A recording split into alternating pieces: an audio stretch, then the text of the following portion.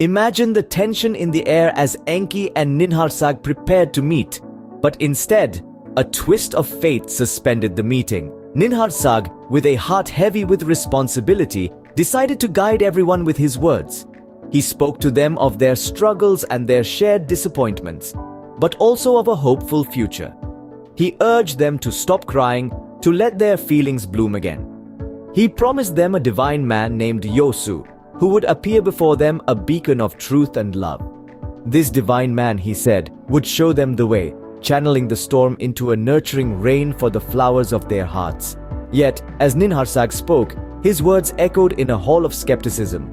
The seeds of doubt had been sown and trust was a scarce commodity, but as Ninharsag spoke, suspicion and doubt lingered. Skepticism is a difficult beast to tame, and Ninharsag was about to learn this. Among the group, Sem, Cam, Yafet, Sayasi and Isisa, skepticism bred like wildfire. Their trust, once solid as the earth they walked upon, began to crumble, replaced by the cold winds of doubt. Accusations flared, harsh words stung the air like a swarm of angry bees. They felt betrayed, deceived, and above all, they felt fear. They had been led to believe in safety, only to be met with disaster. Their disillusionment was palpable, their disappointment raw. They decided henceforth to follow only Noah and Nama, their trusted human leaders. Their faith in the Anunnakis had been shattered, their allegiance shifted.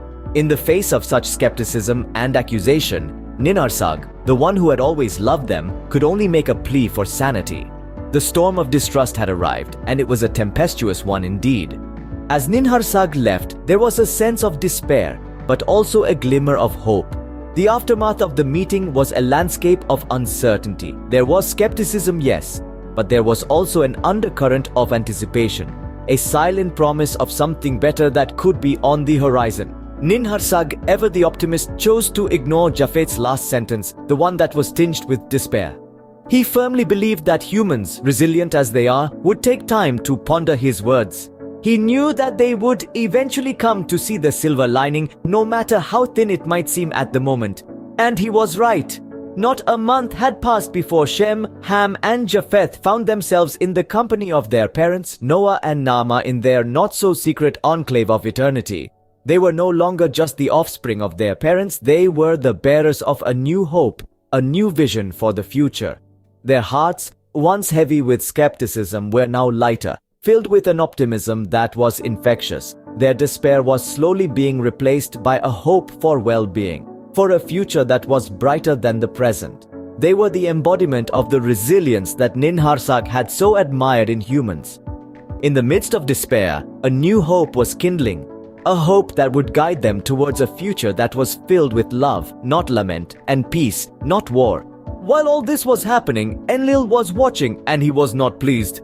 From the shadows, he observed the aftermath of the meeting, quietly digesting the events that had unfolded.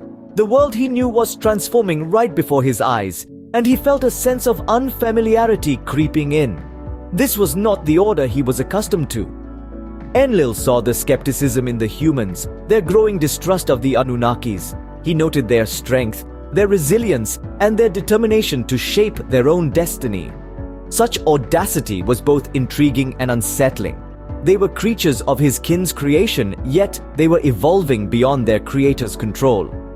Then came the reunion, a clandestine gathering of Noah, Nama, Shem, Ham, and Japheth. They convened not in fear, but in anticipation of a brighter future, a future they intended to carve out for themselves.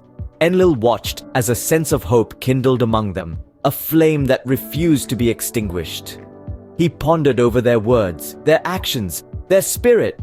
He saw them not as mere creations now, but as beings capable of love, of faith, of dreams. It was a revelation that left him uneasy, yet it was a truth he could not deny. And so, the meeting that never happened had profound consequences, setting the stage for what was to come. The seeds of change had been sown, and Enlil could only watch as they began to take root.